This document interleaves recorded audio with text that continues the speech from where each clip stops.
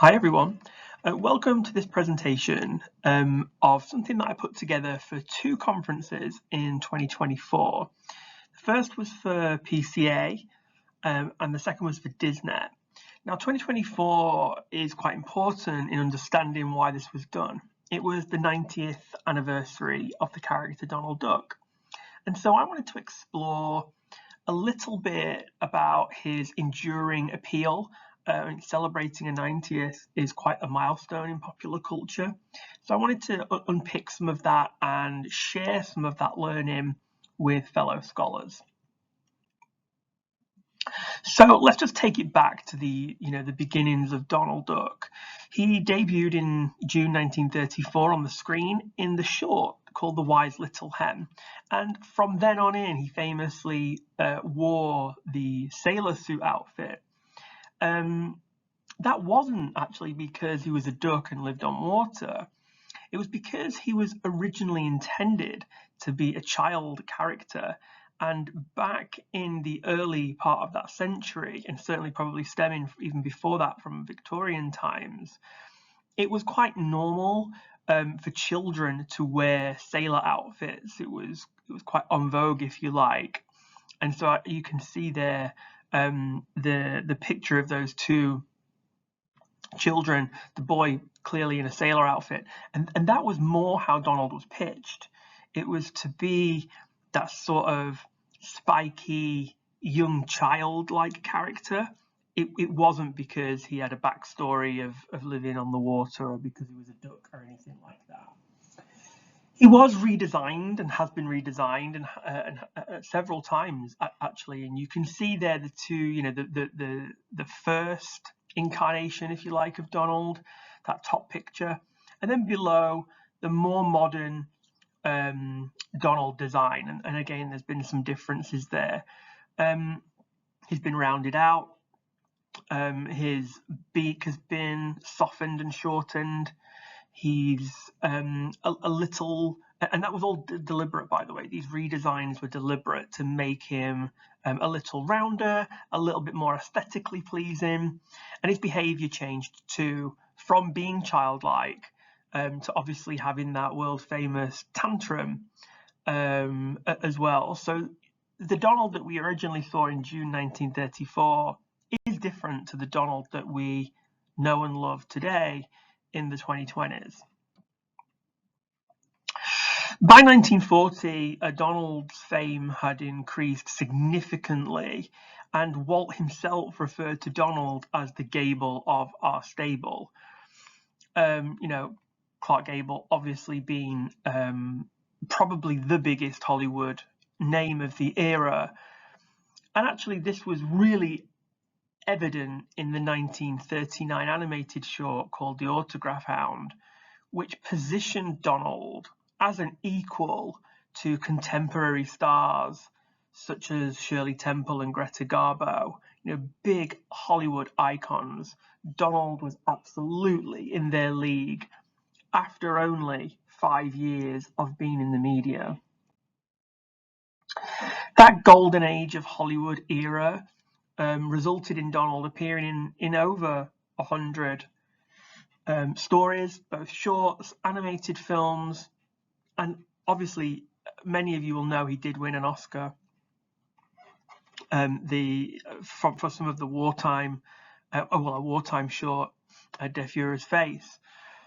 His role in the US World War II propaganda is well discussed and well documented, as is the absence of Mickey. And there's no doubt that this was a really important ingredient to Donald's icon status. He became much more accessible in those periods of time, much more likely to be on screen, much more likely for audiences to be able to engage with. And that is well documented. But you knew all of this. None of this is probably news to most Disney scholars or historians and experts. Into the realm that you might not know so much about. So another important element to the Donald Duck recipe of success is the medium of comics. So Disney Comics are a licensed product in the main. So Disney licenses the rights to use their characters and stories to publishers. Walt Disney had very little interest in the comics, and that actually that disinterest transcended the decades to the modern day, and the Walt Disney Company still shows little interest in the comics. By the 1940s, though, the comics had brought Donald's full and expanded world to light, and that includes, the nephews, Grandma Duck, Daisy, and a whole host of other supporting characters. By 1960, the biggest selling comic book in the US was Uncle Scrooge, and this is of significant consequence to Donald's enduring popularity around the world. Is the comics.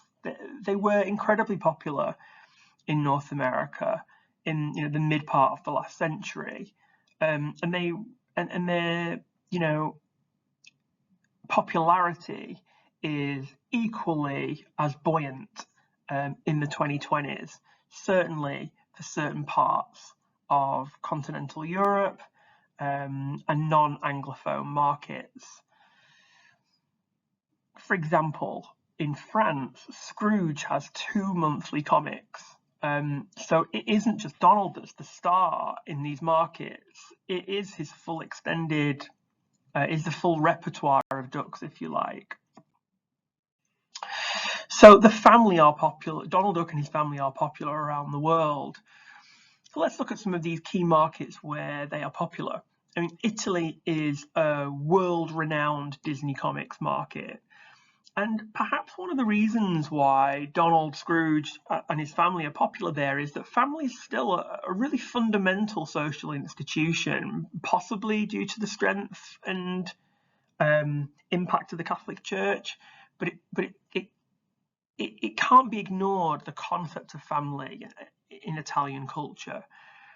In the Nordics, so I'm particularly talking about Finland, Norway, Sweden, Denmark, the Donald Duck comics are huge in Scandinavia and the Nordic regions. And we know that certainly comparatively to Anglophone markets, collectivism and thus family are important elements of the social fabric there, that the social contract that exists in those societies is perhaps much stronger and clearer than other markets such as the UK and the US. And Sabrina Mittermeier also talks about the popularity of these characters in East Asia, places such as Japan, South Korea, again, broadly quite collectivist cultures, so quite different to certainly different to North America and the UK. Where are they not popular? Well, let's look maybe the difference in family values. There's an argument that family is different in countries that are densely populated, and that it's unlikely that family live far apart from one another. In North America, the geographic distance between family can be quite great, and so the concept of value and feeling towards family is perhaps different. Perhaps you're less likely to have frequent interactions with family if you live in North America, and therefore maybe you value family differently, and so your sort of media appetite for family and the sort of humor and the story and the narrative that family provides might be different to those where family is more regularly accessible. It's also worth contrasting the sort of collectivism versus individualism, and Disney comics are generally not popular in individualistic countries or more neoliberal cultures, as I've mentioned before, that perhaps sadly in my eyes, perhaps more of the Anglophone markets such as the US, UK, Canada, Australia. I want us to look at some of these characters now because it's normal perhaps to want to talk about Donald a lot during his 90th anniversary, but as I've alluded to, the popularity in some of these markets is actually down to Donald and his relationship with other characters. So we have to start somewhere. Let's start with Daisy. She actually has very few appearances in the golden years of Disney. So where I spoke about Donald had 100 plus appearances, Daisy had nowhere near that, certainly less than 20. Her Anglophone status very much relies on the 2013 Mickey Mouse TV series, the 2017 DuckTales reboot, and of course Mickey Mouse Clubhouse. Daisy, outside of those three IPs, is actually quite difficult to access in Anglophone markets. There aren't many Daisy books, comics from the 50s, 60s, 40s, for example. In Europe, she's much more renowned as a comic star, so of course they're aware of those three screen-based IPs that I just spoke about, but Daisy has an iconic status as a comic star in her own right. In the Netherlands, for example, there is a monthly Daisy Duck comic, and so she enjoys celebrity or celiac status in her own right. Now, there are a lot of academic criticisms about Daisy, particularly her earlier screen appearances, in that she acts in a coquettish way. She engages in activities such as shopping, beauty regimes. She doesn't seem to hold down a professional career. You know, I do argue this is a bit of an extension of slut shaming because she has agency. So the fact that she's choosing to do these things is what's important. And she's making those choices.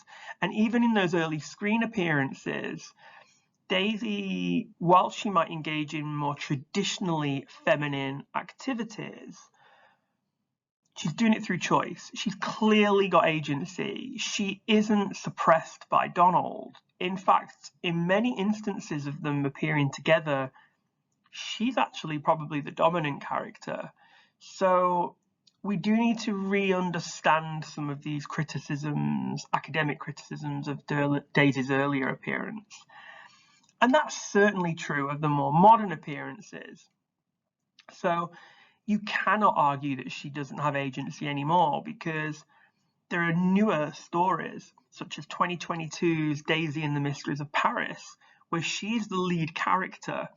She is essentially a Caped Crusader style character.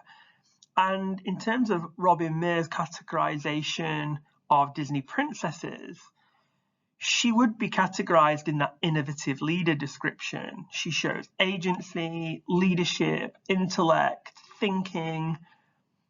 She's bold. She's definitely a character which has developed over time, but certainly nowadays, both print and screen appearances, she definitely demonstrates perhaps a more modern, nuanced understanding of femininity and is popular. This is the crucial part. Daisy is popular in Anglophone markets and in other markets such as the Netherlands and the Nordic regions. The next character that I want to talk about and couldn't not talk about is Scrooge, Uncle Scrooge, Scrooge McDuck. He debuted in the Golden Age and became a cultural phenomenon within the decade. His comic series, certainly one of the most popular of the 50s into the 1960s. But in those Anglophone regions, particularly the US, he disappeared from the mid-60s through to the mid-80s. And of course, in the Disney Renaissance of the mid-80s, we had Mickey's Christmas Carol, we had DuckTales. He did appear again and took the center stage, but there was a 20-year period where Scrooge was in the wilderness in Anglophone markets, but that absolutely was not the case in continental Europe. His popularity grew and grew and grew.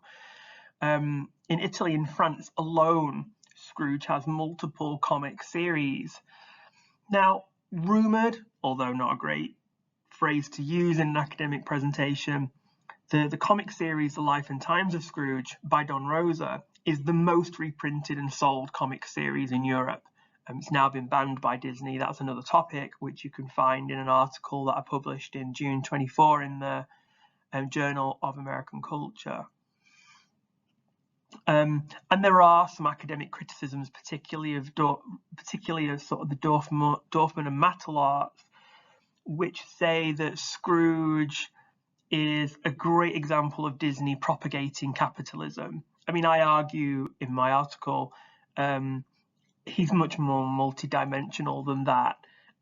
And actually, when you read the stories, the narratives and the storyline are actually much more critical and do criticize capitalism more than they probably propagate it. But still, a character of significant consequence globally in terms of Donald and the Duck family's enduring popularity and success. Some other more maybe tangential characters for people in Anglophone markets. Ludwig von Drake, introduced in the 60s for TV, the TV show World of Colour, and had his own US comic series, but it only lasted 4 issues. Walt was particularly involved in the creation of this character, so it does have special significance to fans and the intellectual property, because it was one of the last things that Walt probably did get directly involved in. Walt did not get directly involved in the creation of, as far as I'm aware, any of the other Duck characters. A lot of them were created by Carl Barks, who was initially a studio storyteller and ended up being a comics artist. Back to Ludwig, hugely popular in Italy. So whilst Ludwig, has been a very obscure character from the mid-60s through to now, has appeared in things, but it's pretty rare, pretty obscure, not rare and obscure in Italy. Very regularly used in the comic stories, and is one of 4 university scholar characters. So quite a different level of popularity in a different market. Another tangential peripheral character, Gyro Gearloose, family friend of the Duck family. He works for Scrooge, he's his go-to tech engineer guru. Interestingly, he's portrayed as a bit of a goofball character, but interestingly, his name in the Portuguese comics and cartoons is Professor Sparrow, so really owning that title, Professor. And his name is Archimedes in Italian, so I would say very revered in Italy. And perhaps both of these characters in themselves show the different level of deference, respect to maybe scholars, educationalists, in contrast, between Italy and maybe the more neoliberal Anglo-American markets. Beyond the comics then, screen media is an incredibly important element of the recipe of Donald Duck's success. In the Nordic countries, it's a cultural tradition on Christmas Eve to watch Donald Duck. Older millennials in Hungary are referred to as the DuckTales generation, because DuckTales was probably the most popular screen animated show for that age group. The Mickey and Friends IP has had a lot of screen media in the last few years, from the 2013 Paul Ruddish series through to the Mickey Mouse Clubhouse, the Mickey Mouse Racers. Mickey and Friends generally have had a bit of an IP resurgence in the last 10 to 15 years, and of course Donald is part of that and has enjoyed that resurgence. DuckTales itself had a reboot in 2017 and brought those characters, that family, to a whole new generation. It's worth saying, actually, probably at this point, that that in 2020, when Disney Plus launched, that ability for newer fans to discover older IPs so may have been introduced to Donald through DuckTales 2017, and then were able to explore DuckTales 1987. That probably also is of some consequence. That ease of access to legacy media products through streaming has probably had impact here, but you could argue it's had impact on all of their characters. But certainly the use of Donald, family and friends, is certainly part of a newer audience's awareness of Donald. They probably haven't seen that many Donald Duck solo 7-minute short cartoons like we did in the 30s and 40s. They probably used to seeing him as part of a wider ensemble. In some cases, Mickey and Friends, and in some cases, Donald and his own family. So let's bring to the forepoint now the Donald Duck 90 celebrations. This is a global transmedia campaign. It follows on from Donald Duck 85, which was quite small scale, but I was still surprised it happened, which did have merchandise and screen media offerings. It followed on from the Donald Duck 50 campaign, which happened in the 1980s, which saw a special parade in Disneyland, for example, and obviously the huge commercial success of Mickey 90. Unlike Mickey 90, which really was I would say, quite a it was quite a unified, universal media campaign. The imagery used, the merchandise available was all very similar around the world. Donald Duck 90 is not like that. There are some nuances in different markets. So it's a global campaign, but it's definitely got differentiation in different markets. So Anglophone markets tend to be focusing on Donald himself, and at times have even included the Mickey and Friends ensemble in that, and are focused on his screen legacy, so those old golden era shorts, for example.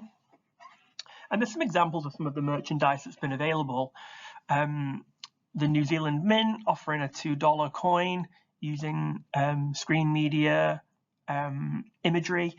The US Disney parks, and you can see there the ears focusing on Donald. You can see the statue focusing on the wise little hen, which was, of course, his first cartoon appearance. The Funko Pop also focuses on his old, if you look at that, it's his old 1938, it even says it on there, 1938 outfit. So it very much focuses on Donald's legacy as a screen cartoon, animated cartoon star, if you like, and Donald being the star. So if we look at... So this slide shows some pictures from Disneyland. And some of the merchandise on offer during Donald Duck 90. And you can see from this slide that all of the merchandise is just Donald, and there's nothing with any of his friends or family there. And you can even see the signage used to promote the merchandise uses that picture of Donald, which was the opening frame of the classic shorts. You know, just that headshot with the Donald Duck logo above him. And then it also says Donald Duck 90, and it says since 1934. So they're really focusing in Disneyland in California on Donald's cartoon, screen-based, golden age, if you like, cartoon animated appearances, and the merchandise links to that, it totally links to that, which is in contrast to the next slide, which I'll show you. So just soak in these images for a second, which show merchandise that's exclusively Donald Duck, none of the other characters, and the signage is exclusively Donald Duck, and it very much focuses on his sort of legacy as an animated cartoon star. Okay, and then I'm going to switch slides to show you something a little bit different. And this slide shows something which I think you'll see is quite markedly different. So the merchandise is not exclusively just Donald. Some of the items are actually the same as Disneyland. You'll notice the backpacks and stuff are the same. But the merchandise in the middle pictures shows Donald Duck's family. And that includes Huey, Dewey and Louie, Daisy, Scrooge, even Grandma Duck is on there. So the merchandise clear offering included figurines, stickers, luggage tags and accessories, a tote bag that all featured the family and friends as well as Donald. But also look at the signage. So the signage used, if you look at that first picture, that top poster at the top, it features that Donald with the birthday cake with his family around him. And then the picture on the other end, you can see more clearly the shelf, the signage at the end of the shelves also features Donald's family. So the merchandise and the signage both included that wider character family. Very different to the offering in California. And this is a really good comparison and a really good case in point for how the character is understood and appreciated differently in different territories, and that the campaign of Donald 90 did look different in different territories, which is quite different to Mickey Mouse, which had essentially one unified global campaign. Just to show that this was not a theme park only a sort of example, these pieces of merchandise were available in Southeast Asia, including Macau, Malaysia, also Hong Kong, if I remember rightly. But certainly, you know, they were available across Southeast Asia and outside of the theme park, so in shopping malls and sort of comic stores, that kind of thing. And you can certainly see that the merchandise was including Donald's family, and even the signage you can see in that middle picture. This was at a shopping mall. It was like a pop-up Donald Duck experience. They had photo opportunities for like people's Instagram and social media. You can see actually even the photo opportunities included Huey, Dewey and Louie there. The campaign definitely looked and felt very different in different territories. And this is an important thing for us to reflect on in terms of the character and his popularity around the world, and us moving away from maybe a very Anglo-American lens on the character, because he is a true global icon, a global superstar, famed, revered around the world. Huge intellectual property, makes Disney a lot of money, but it's not the same character necessarily, and that's just worth us remembering. So my final thoughts on the Donald Duck 90 campaign is it's really important to remember we didn't celebrate Goofy 90 or Pluto 90. I don't expect we will experience Chip and Dale 90. So the fact we had Donald Duck 90 following Mickey 90, but missing some of the other characters, does go to show it is a testament in itself of the huge commercial and cultural impacts that Donald Duck continues to have around the world and in the profit margins of the Walt Disney Company. So while it may have been started by a mouse, I know that's a mistake, by the way. It was started by a rabbit, as we all know. It's certainly kept alive by a duck or few across Europe and East and Southeast Asia. Donald's iconic status was earned on his own right. You know, those cartoons, those early animated appearances, Donald became popular for a reason, because he was funny. But it's endured in part around the world because of his family and friends and the medium of comics. And that all of this forms the recipe of success of Donald Duck, a global superstar who continues to have impact around the world. Thanks for listening.